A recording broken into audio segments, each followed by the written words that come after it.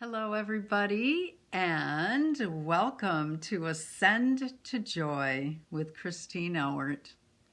Once again, I'm your hostess, and I am bringing to you, hopefully, some inspiration and some perspectives that you may want to consider that I hopefully will lead you to enlightenment in your life. So, I have an interesting topic today.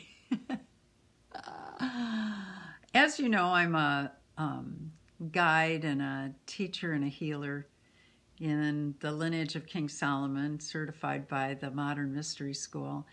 And I'm also a Kabbalist, also an author of a book called Ascend to Joy, Transform Your Life Through Living Kabbalah. And a topic came up in response to a quote that I had printed on my Facebook page.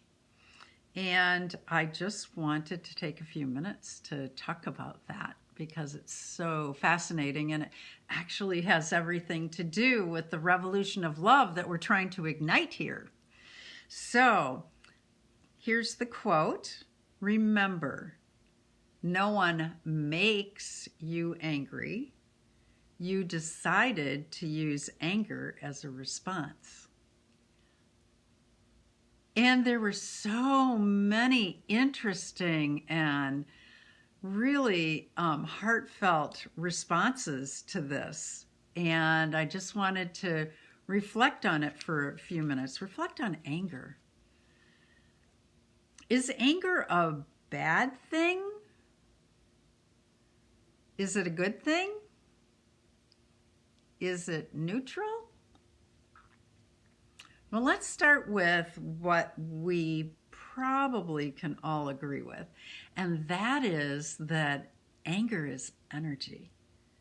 It's an emotion that produces an energy, because everything is energy, and energy is everything. And it's an interesting energy. One of the things you may not know about me is that I was a psychologist for 26 years, and I worked a lot with people identifying their emotions and figuring out where their emotions were coming from, and then what was the healthy thing to do about it. And so anger came up frequently. And I think that today I'd like to talk to you about anger as a tool to help us ascend to joy. Oh, how can that be? Because you know what? We give anger a bad rap. There are different sources of anger. There are different types of anger. And so I'm going to talk about that for a few minutes. There is the anger that occurs when we as an individual have been triggered. And by that I mean that somebody says something or does something or doesn't say something or doesn't do something that hooks into an old wound, unresolved feelings from the past, and it ignites a response that's more like a reaction. It's like immediate, and it's hot, and it's strong, and it is connected, linked to things that are not resolved. It's so interesting, because one of the things I was known for in the past when I was a psychologist was being a trauma specialist and helping people to resolve traumatic events of the past so that they could move forward in the future. And so I would often describe our different traumas, because the people I was working with had multiple traumas, most often. That, let's say you have a childhood trauma, like I had a childhood trauma between the ages of 4 and 8. And that is this messy glump of mixed emotions that have been undefined and not separated out, and is just this, wow, strong little ball of energy. And let's say that at 16, there's another trauma that occurs, and that's got its own ball of energy. They don't stay separate. It's so interesting because the second trauma links to the first trauma and creates a pathway. And let's say there's another trauma at 21 and another trauma at 35 and another trauma at 40. And most of you don't have to go any further than that. I'm not saying anything about age here. But each of those traumas, each of those glumps of trauma don't stay separate. They may stay separate in the perspective of the events, but when it comes to the feelings, they're all linked like a chain. So that when something is said that brings up a part of that trauma, there is a rush, a river of energy that comes up.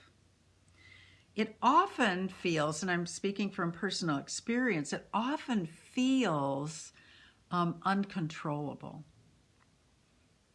That's my experience of the past. And so somebody says something, they do something, they give you a face, they have a tone, and we go on the offensive, and up comes the anger. And, you did this and you did that, and how could you make me feel this way, and so on and so forth. When in fact, that was a beautiful, beautiful opportunity for this old unresolved stuff to come up, present itself to you for healing. And so in that respect, it's really, really good. And even anger in that kind of realm can be good in that it can move us to doing something about it. Because that energy of anger can move us. Now, if we spend our energy and our time repressing that, then chances are we're going to result in depression and anxiety and lethargy and things that are not going to move us. And so we've got these, two opposite sides, these reflecting sides. And so what we want to do in those cases is, first of all, see it as an opportunity. Okay, what just got hooked in me? Isn't that interesting? I've spent so many years developing my observer, and I'm so glad because the world and inside of me is such a curious place, really a curious place. And now let's talk about anger as an expression of compassion, an expression of justice, our wanting for justice, because you know what? There's that anger too. And it's not necessarily a hook into anything that's old and unresolved. It is a response to something that we know is not right. Now, what we do with that is absolutely critical. If we move into motion to correct the wrong, to change the the circumstance that is unjust, then we will have used that energy of anger to its highest degree. Then it is the fire that burns away all that is not useful. Or it is the fire, the element of fire, that is about transformation, that is about transmutation. And so that kind of anger we actually want in this revolution of love. We also want it to be used properly, because this is the energy that can move us beyond a portion of what we call that spiritual bypassing, that stops us short from acknowledging that this life, this world, is not Shambhala yet. And so when we look at the tree of life, when we look at Kabbalah, we're looking at this complex relationship between two of the Sephiras that are Geburah and Hesed. And we're looking at severity and we're looking at mercy. And so we're looking to balance. We're looking to be on that middle pillar where we are using the energy of anger either to learn or to move us forward. Well, in both cases, to move us forward. And in that, it is a beautiful thing. So from my history, I studied the Bible rather deeply for about 40 years. And I loved the story of Jesus walking into the temple yard. And he looked around, and what he saw is an exploitation of the poor. Most people don't get that because they don't look at what was happening in those times. But the fact is that there were vendors that were overcharging the poor for their sacrifice, whether it be a dove or a lamb or, whatever it is that they were going to take into the temple. And therefore making a tremendous burden on those who wanted to commune with the God of their understanding in such a rich and beautiful way. And he was infuriated. He tipped over the tables. He took corded ropes and he swung them around, and he moved things out of the way, and he said, and it doesn't tell us the words, but I can imagine, "Get out of here! How can you defile my Father's house?" And I love that, because that anger is moving for action. It's about justice.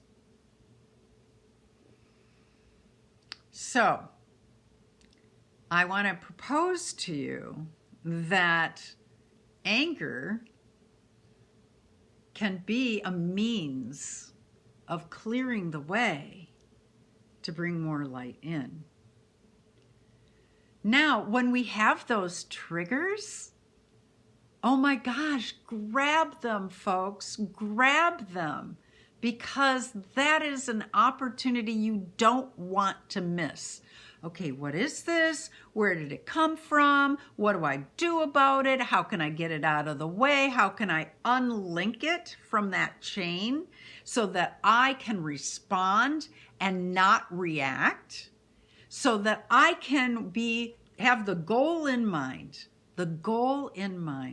which is to bring about peace within and peace in the world. So, join me in this revolution of love. And use your anger to move you forward towards justice and compassion and changing the world as we know it now. I love you. And I honor your anger. Namaste.